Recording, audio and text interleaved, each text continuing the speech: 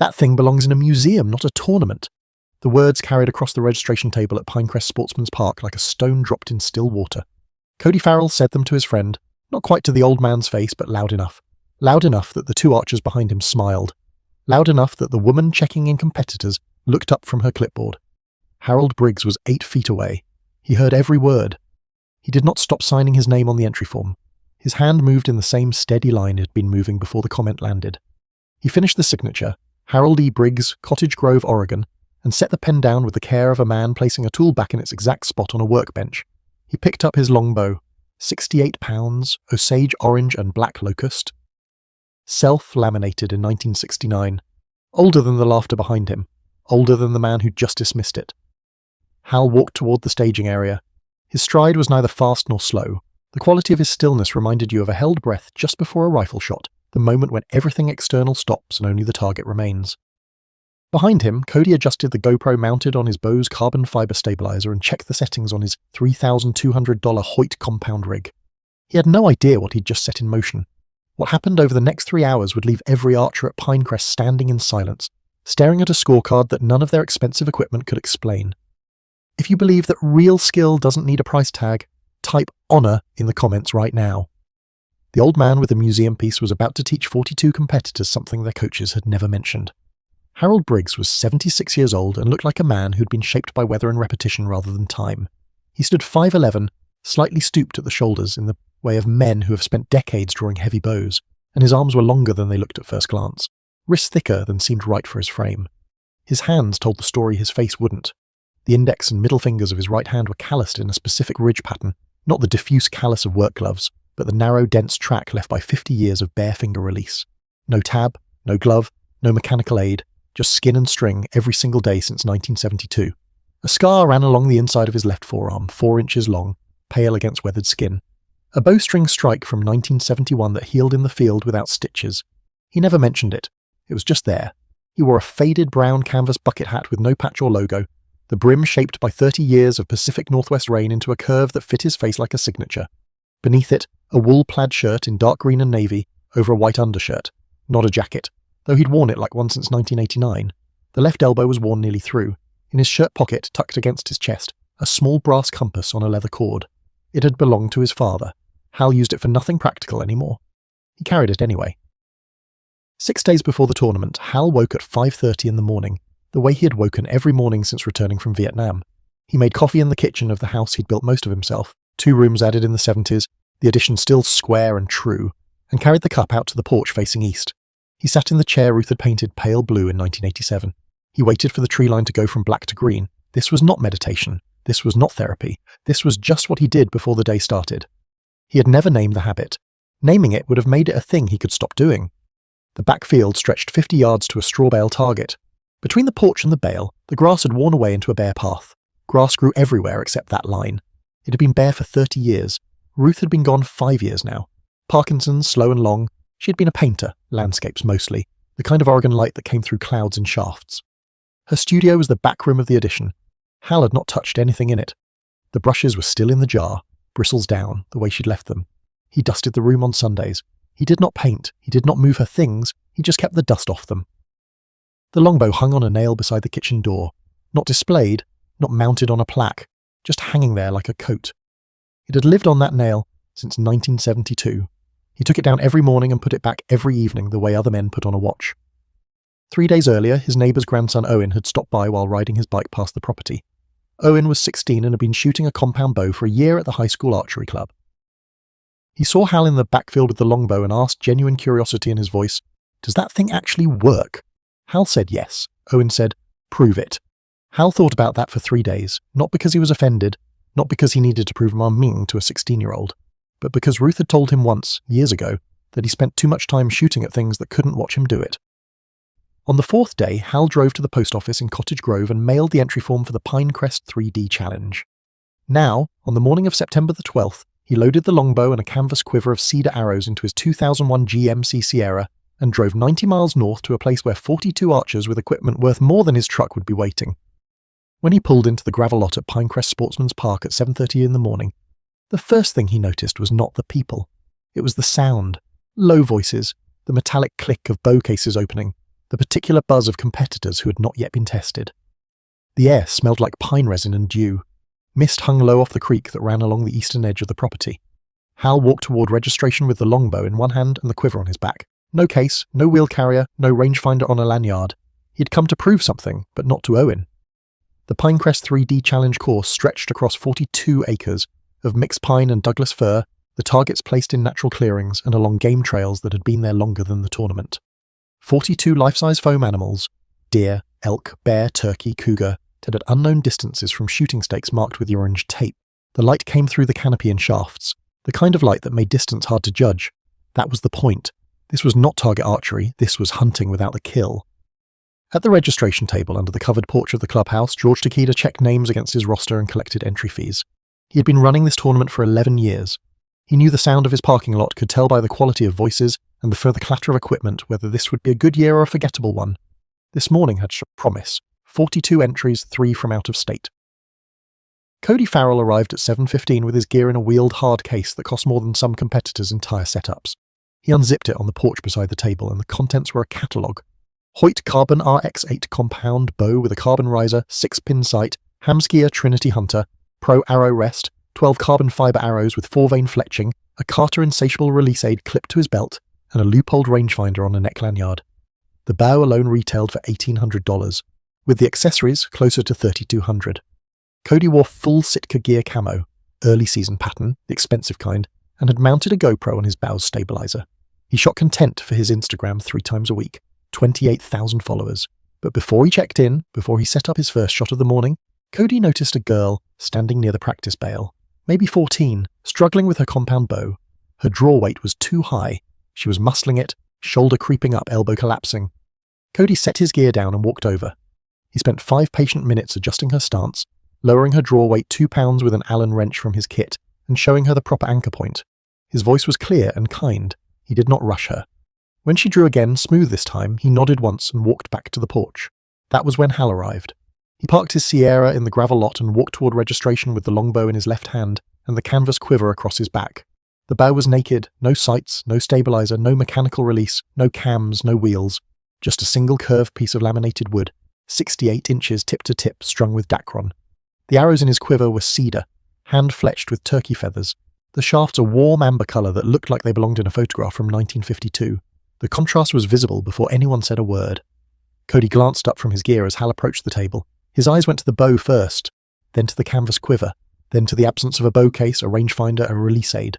He looked at his friend standing beside him and said, voice pitched just loud enough, "Is that a longbow? With wood arrows?" His friend grinned. Cody shook his head, still looking at the bow. "Man, I respect the nostalgia. But he's going to be shooting at those targets all day. That thing belongs in a museum, not a tournament." Laughter, not loud, just enough. 2 archers nearby smiled. One looked away. Hal was 8 feet from the table. He heard it. He gave no sign. George Takeda heard it too.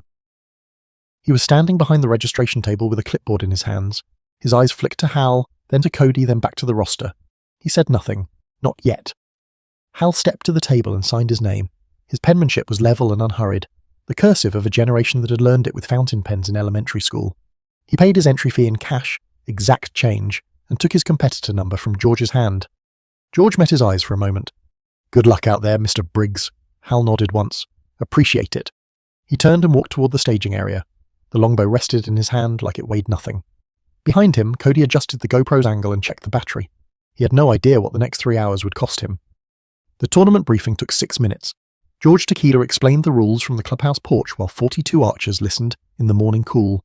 3D archery was simple in concept. Walk a wooded course in groups of 4. Shoot 1 arrow at each foam target from a stake marked with orange tape.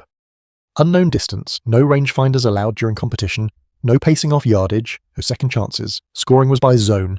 12 points for the vital area, 10 for the kill zone, 8 for a body hit, 0 for a miss. 42 targets. Maximum possible score, 504 points. In 11 years, no one had shot a perfect round at Pinecrest. Hal was grouped with 3 others. Cody Farrell, a man named Brennan who shot a Matthews compound and worked construction in Eugene, and a woman named Dee, 44 years old, composed in the way of people who had learned patience through failure, shooting a recurve bow she'd built herself from a kit. She'd been shooting traditional for 12 years. She noticed things. Target 1 was a foam white-tailed deer set in a clearing 30 yards into the woods. The shooting stake was marked with orange tape tied to a Douglas fir. The distance was unmarked. Cody stepped to the stake first. He studied the target, used his eyes to estimate range the way traditional shooters did when rangefinders were forbidden. He held his compound bow at half draw, cycled his breathing twice, then came to full draw with the mechanical release hooked to his string. The cams rolled over. The let-off reduced the holding weight to 22 pounds. He settled the top pin of his 6-pin sight on the vital zone and triggered the release. The carbon arrow hit the 10-ring just outside centre. Clean, textbook. Brennan shot next. 8-ring, body hit, he swore under his breath. Dee stepped up, drew her recurve with a fluid pull and anchored her to the corner of her mouth. No sight, no release aid. Her arrow hit the 10-ring opposite side from Cody's. Then Hal. He walked to the stake and stood there for 6 seconds without moving. Did not estimate yardage allowed, did not pace off distance, did not adjust anything on his bow because there was nothing to adjust. He simply stood and looked at the target the way a man looks at something he's already decided about. Then he drew. The motion was smooth and unbroken. The bow came up, the string came back, and at full draw, 68 pounds held on his fingers with no let-off, no mechanical advantage. He paused. Not a shake, not a tremor, just a held stillness, like the surface of water before a stone breaks it. He released. The cedar arrow flew in a flat arc and buried itself in the 12-ring dead center of the vital zone. It looked like he had simply decided where the arrow would go, and then sent it there. Cody stared at the target. He said nothing. Target 2 was a foam turkey at an odd angle, partially behind a stump. Cody hit the 10-ring. Brennan missed entirely, Dee hit the 8. Hal hit the 12, target 3, black bear quartering away. Cody, 12-ring. Brennan, 10, D10, Halsel, 12, target 4, antelope, distant, uphill. The steep angle changed the effective distance in a way that tripped recreational shooters. Cody hit the 10, Brennan hit the 8, Dee missed, Hal hit the 12. The group stopped making conversation. By target 5, a foam elk at what Brennan guessed was 42 yards, Cody's rhythm had changed. He was shooting well, better than well. 3 12s, 2 10s. By competition standards, this was an excellent start. But every time he stepped back from the stake and turned to watch Hal, the same thing happened. Draw, pause, release, 12-ring. Dee watched Hal's hands. She had been shooting traditional long enough to recognize efficiency when she saw it. The way his fingers hooked the string, 3 under, all 3 fingers below the nock. The way his draw arm stayed level, elbow high. The pause at full anchor, his right hand tucked just below his cheekbone. The release, not an opening of fingers but a relaxation, the string slipping away like water. She had read about that release, somewhere specific, she couldn't place it. But she knew she had seen it described in print years ago, in one of the old archery magazines she collected. After the 7th target, Cody's jaw was set. He was not angry, not yet, but something had shifted. He shot his next arrow harder than he needed to, over-controlled, the pin wavering, and hit the 10-ring when he should have hit the 12. Hal shot. 12! Brennan looked at Dee. Dee looked at the longbow leaning against the tree while Hal waited his turn. The bow had no markings, no manufacturer's stamp, no serial number. Just bare wood, oil darkened from decades of handling. The grip wrapped in thin leather that had moulded to the shape of one man's hand. 20 minutes into the course, Hal had not missed a single 12-ring. Cody had stopped checking his GoPro. By target 39, the group had stopped pretending this was normal.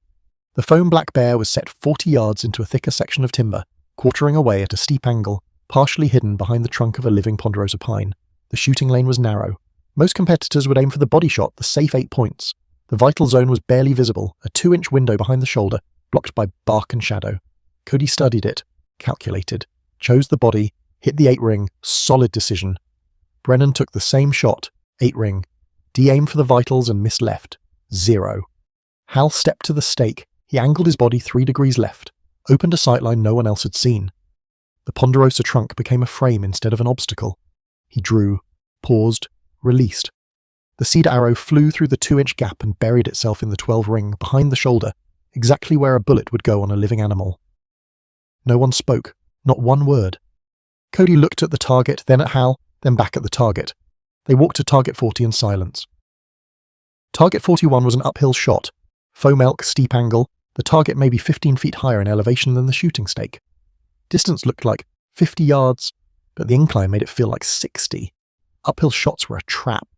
The brain wanted to aim high. The physics said aim low. Gravity only pulled on the horizontal distance, not the hypotenuse. Most shooters got it wrong. Cody aimed carefully, compensated for what he thought was right, and hit the 10-ring. Still good. Still clean. Brennan hit the 8. Dee, frustrated now, hit the 10. Hal drew without hesitation. His anchor point didn't change. His hold didn't waver. He simply adjusted by some internal calculation no one watching could see. The arrow landed in the 12 ring. Brennan stopped even pretending to keep score. Target 42 was different. Optional. High risk. A steel gong 10 inches across hanging from a chain at an unknown distance in a clearing past a slight rise. The rules were specific. Call your distance before you shoot. Hit the gong, earn 12 points. Miss, earn 0. Most competitors skipped it. The math didn't favour the gamble. Hal walked to the stake. Dee stood beside him and said quietly, "You going to call it?" Hal looked at the gong. It hung motionless in the still air, a dark circle against the green. 51 yards, he said. He drew the longbow for the 42nd time that morning, the same fluid pull, the same pause at full draw, the bowstring touching his cheek, his right hand tucked below the bone. 68 pounds held on bare fingers, no shake, no drift. He released. The arrow flew. The gong rang like a bell. The sound cut through the woods, sharp and clean and unmistakable, and then stopped. The clearing went quiet. No one moved. No one spoke. The mist had burned off an hour ago, but the air felt thick now, like the space between a question and its answer. Dee had her hand over her mouth. Brennan was staring at the gong, still swinging slightly on its chain. Cody stood with his compound bow in his hand, the GoPro still recording on the stabilizer, his face caught between disbelief and something else, something closer to recognition that he had just watched a thing he would not be able to explain later, even with video. They walked back to the clubhouse for scoring in silence. George Takeda sat at the scoring table on the covered porch with a calculator and a clipboard. He tallied each group's cards as they came in, verified the math, logged the totals. When Hal's group arrived, George took Hal's scorecard first. He read down the column. 12, 12, 12, 12, 42 times. He ran the numbers twice, then he looked up. 504, George said. His voice was level, but something had changed in it. 504 out of 504. Perfect round. The porch went silent. Cody heard the number. He looked at his own scorecard in his hand. 476. His personal best, a score that would have won Pinecrest any other year in the last decade. He looked at the longbow leaning against the porch railing. The GoPro on his bow had been recording everything. Every shot, every 12 ring, every arrow that shouldn't have been possible with a piece of wood older than Cody's parents. Dee stepped closer to Hal's quiver, still on his back. She could see the arrows now in the full light. Cedar shafts, hand-fletched, each one marked with something burned into the wood in small letters near the nock. She couldn't read the words from where she stood, but Cody could. He was closer. He saw the name on the nearest arrow shaft. D. Fitch. He did not know who Danny Fitch was. He did not ask, not yet. The awards ceremony took place on the covered porch of the clubhouse at 2:30 in the afternoon. All 42 competitors were there. Family members. A few spectators who had heard about the perfect round and driven over to see the man who shot it. George Takeda stood at the folding table with the plaques and envelopes. He called third place first, then second. Applause both times, genuine and warm. Then he called first. Harold Briggs, Cottage Grove. The applause was louder this time, sustained. People who had not seen the round clapped because the others were clapping. People who'd been on the course clapped because they had seen something they would not forget. Hal walked up the 3 steps to the porch. He shook George's hand, accepted the envelope, and the small wooden plaque with his name and the year engraved on a brass plate. The plaque was lighter than he expected. He held it in both hands. George did not step back from the microphone. The crowd started to settle, expecting the ceremony to end. George waited. When the porch was quiet, he spoke again. "I looked up this name this morning," George said. "After I saw the scorecard from the first few targets, I had to know. I want to share what I found, with Harold's permission." He looked at Hal. Hal stood beside him, the plaque still in his hands, and gave a small nod. The nod said he would rather not. It also said that he would not stop it. George set his notes on the table and spoke without looking at them. "United States Marine Corps," he said. "Enlisted 1967, 1st Reconnaissance Battalion, 1st Marine Division, 2 tours, Vietnam, 1968 to 1970. Mustered out in 1976 at the rank of Staff Sergeant." The porch was completely still now. "I'm not going to list medals," George said. "That's not the point. I'm going to tell you one story. 1968, Quang Tri Province. A 6-man reconnaissance patrol caught in the open at night in bad terrain. The only reason any of them got out was because their scout, 19 years old on his first combat tour, used a skill nobody in the patrol knew he had, under conditions where a mistake would have cost all of them." George paused. His voice had stayed level until now, but something shifted in it. "The Corps has some of this on record. Some of it Harold requested be left off the record. I'll respect that. What I'll say is that the men who were there have never forgotten." He reached into his jacket pocket and pulled out a folded piece of paper. He unfolded it slowly. "This morning I got an email. A retired Marine colonel named Edward Farris saw an entry list posted to a Pacific Northwest Archery forum last week. He forwarded me this. He asked me to read one line. George looked at the paper, then he read, "Tell Harold Briggs that nobody who was in that valley in November of 1968 has ever stopped being grateful." He folded the paper and set it on the table. The porch was silent. Not the polite silence of people waiting for a speaker to finish. The held silence of people who had just been told something they did not have words for yet. Dee stood near the porch railing, her hand pressed to her mouth. She had recognized something 30 minutes earlier and had not been able to place it. Now she could. The draw technique, the 3 under finger placement, the pause at full anchor, the specific release, not an opening of fingers but a relaxation, the string slipping free like water. She had read about it in a 1974 issue of Archery World magazine, a profile of a Marine scout who had competed in the National Field Archery Association Championships the year before. The article described a shooting style taught to him by a gunnery sergeant who had learned it from a Cherokee hunting guide in North Carolina. She had read that article a dozen times when she was learning traditional archery. She had not connected the name until right now. She looked at Hal. He was standing very still beside George, looking at something in the middle distance, the plaque still in his hands. Cody stood at the edge of the porch. He was thinking about the arrows. He had looked at them while they were walking back to the clubhouse, close enough to read the name burned into each cedar shaft. D. Fitch. Every single arrow, the same name burned in the same careful hand. He did not know who Danny Fitch was. But he understood now that those arrows had been carrying something for a very long time. George was not finished. "There's one more thing we have to do," he said. "I made a phone call this afternoon to a friend of mine who works with the Oregon Veterans Association. I asked if Harold Briggs's name appeared in their volunteer records." He looked at Hal. Hal's jaw tightened slightly. He had not known George would do this. "For the last 18 years, George said, Harold has been writing letters, handwritten letters, to the families of Marines killed in Iraq and Afghanistan. Not form letters, personal letters. He writes to parents, to widows, to children. He has written over 400 letters. He does not sign his full name. He does not ask for anything back. He does not tell anyone he does this." George's voice caught. Just for a second. He cleared his throat. "The Veterans Association only found out because one of the families tracked down the return address and called to say thank you." The woman standing beside Brennan started crying. She did not know Hal. She had never met him before today. She cried anyway. Cody felt something in his chest tighten. He thought about the words he had said that morning at registration. That thing belongs in a museum. He thought about the bow leaning against the porch railing now, older than him, built by hand in 1969. Still perfect after 56 years, because the man who built it had taken care of it every single day. Hal stood beside George and tried to stop this. His voice was quiet but clear. "George," he said, "that's enough." George nodded. He stepped back from the microphone. The applause started slowly, one person, then another, then the entire porch. It was not the applause of celebration. It was the applause of people who had just learned that the man standing in front of them had been carrying a weight they had never had to imagine and had never once asked anyone to notice. Hal accepted it the way he had accepted everything that day, quietly, looking somewhere in the middle distance, neither comfortable with it nor resistant to it, just still. When it ended, he walked down the steps with the plaque in his hand and set it on the tailgate of his truck. He did not leave yet. 20 minutes after the ceremony ended, Cody walked across the gravel lot to where Hal was packing his quiver into the Sierra. He did not have a speech prepared. That was why it worked. "Mr. Briggs, gah," he said. Hal looked up, waited. Cody's hands were empty.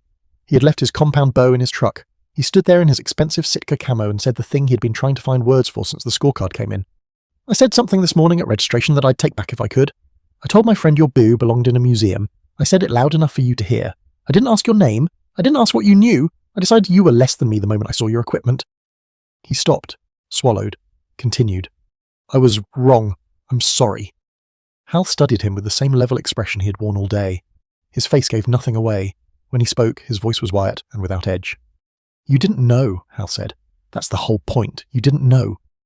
He went back to packing his quiver. The conversation, as far as he was concerned, was finished. Cody stood there for a moment longer. He wanted to say more, wanted to explain, to justify, to make Hal understand that the comment had not been the whole of him. But Hal was already placing the longbow carefully in the truck bed, and Cody understood that some apologies did not earn absolution. They just earned the chance to do better. He walked back to his truck. His friend was waiting by the driver's side door. "What did he say?" the friend asked. Cody shook his head. "Doesn't matter. Let's go." His tone had changed. The easy confidence was still there, but something was underneath it now that had not been there that morning. Dee found Hal in the parking lot 10 minutes later, just as he was about to leave. She walked up to the driver's side window and waited until he rolled it down. "I recognized your draw technique," she said. "The 3 under release, the pause at anchor. I read about it in a 1974 Archery World article. a Marine who competed at the NFAA championships. Hal looked at her, really looked at her. The first time all day he had looked at someone without the careful distance he kept between himself and most questions. "Earl Moss taught me that," he said. "Gunnery Sergeant Earl Moss. He learned it from a man in North Carolina whose name I never got." He started the truck. Dee stepped back. He drove home. 3 weeks later, Cody drove 90 miles south to Cottage Grove. He had looked up the address on the entry form. He knocked on the door of the property just after sunrise on a Saturday morning. Hal was already in the back field. 90 minutes into his morning practice, the same routine he had followed for 52 years. Cody watched from the gate for a long time before walking out. When Hal saw him, he did not stop shooting. He loosed an arrow at the 50-yard bale, watched it hit, then turned. "Didn't expect to see you here," Hal said. Cody stood with his hands in his pockets. He had left his compound bow in the truck. He had also left the rangefinder, the GoPro, the release aid. He had brought nothing but a notebook and a pen. "I wanted to ask you something," Cody said. "On the course, how did you know the distance without measuring? How did you decide where to hold without a sight? I've been shooting for 5 years and I can't do what you did. I don't even know where to start." Hal was quiet. He knocked another arrow, drew, paused, released. The arrow hit the 12 ring on the bale. He lowered the bow. "Come back Saturday at 6, Hal said. "Ring your bow, leave the rangefinder home." Cody nodded. "Yes, sir." Hal turned back to the target. Then he stopped, looked at Cody again. "You teach at that academy in Eugene?" "Yes, sir." "You any good at it?" Cody hesitated. "I try to be," Hal nodded once. "That's the only part that matters. Trying to be." He went back to shooting. Cody watched for another minute, then walked back to his truck. On the tailgate of Hal's Sierra, just visible through the back window of the cab, sat the small wooden plaque from Pinecrest. It had not been mounted on a wall. It had not been displayed prominently, but it was not hidden either. It was just there. 5 weeks after Pinecrest, on a Saturday morning in October, Cody Farrell stood at the 50-yard stake in Hal's backfield, with his compound bow in his hands and no rangefinder on his belt. Hal had told him to leave the sight at home too. Just the bare bow. No pin to settle, no let-off to lean on. Just the archer and the target, and the 60 pounds of draw weight held on his fingers the way Hal held 68. Cody was frustrated. His arrows were grouping, but grouping wide, the 8-ring instead of the 12. His muscle memory kept searching for the sight picture that wasn't there anymore. Hal stood 15 feet behind him, watching, saying almost nothing. When Cody's arrow finally hit the 10-ring instead of the 8, Hal nodded once. That nod, Cody would remember it longer than any tournament result he'd ever earned. 2 other young archers had shown up that morning. Word had gotten around. One was a college student from Eugene who shot recurve. The other was Owen, Hal's neighbour's grandson, the boy who had asked if the longbow actually worked. Owen had brought his compound bow and a notebook. They took turns at the stake. Hal walked between them, adjusted a grip here, a stance there, spoke in sentences of 5 words or fewer. He did not lecture. He did not explain theory. He just showed them what their hands were doing wrong and let them feel the difference. Inside the house, in the back room Ruth had painted in, something had changed. The brushes were still in the jar, bristles down, the way she had left them 5 years ago. The canvases were still stacked against the wall. The light still came through the window the same way it always had. But on the windowsill, just above the jar of brushes, Hal had set the small wooden plaque from Pinecrest. Not displayed prominently, not mounted, just placed there, in her room, where she would have seen it if she were still standing at the easel. He had not done it consciously. He had carried the plaque inside one evening and set it on the kitchen table, and the next morning it was on the windowsill. His hands had moved it there while his mind was elsewhere. It was where it should be. Outside, Cody loosed another arrow. This one hit the 12 ring. He turned to Hal, grinning, waiting for acknowledgement. Hal just pointed at the target. Again, Cody drew again. Later, when the young archers had gone home and the sun was lower, Hal stood alone in the field with the longbow in his hand. He thought about the tournament, about the museum comment, about the boy who had apologised and then driven 90 miles to learn. He thought about Gunny Moss, who had been dead for 34 years. He thought about the words Moss had told him in 1969, words Hal had never written down but had never forgotten. A sight tells you where to aim, but before you can trust a sight, you have to learn to trust yourself. Once you've done that, the sight is just a crutch you don't need anymore. Hal set another arrow to the string, drew, paused, released, 12 ring. He lowered the bow and spoke to the empty field, to no one, to everyone who had ever been told they were obsolete. "Some things don't belong in museums," he said quietly. "Some things and some people just keep getting better with time, as long as you don't make the mistake of counting them out." He walked back to the house as the light went gold through the pines. If this story reminded you of someone who kept showing up long after the world stopped watching, subscribe. These are the stories worth telling. The next morning, Hal woke at 5:30 the way he had woken every morning since 1972. He made coffee in the kitchen and carried the cup out to the porch facing east. He sat in the chair Ruth had painted pale blue in 1987. He waited for the tree line to go from black to green. The longbow hung on its nail beside the kitchen door. The back field was still dark. The straw bale at 50 yards was a shadow against the coming light. Hal sipped his coffee and watched the day arrive. He was in no hurry. He had been doing this for 50 years and he had nowhere else to be.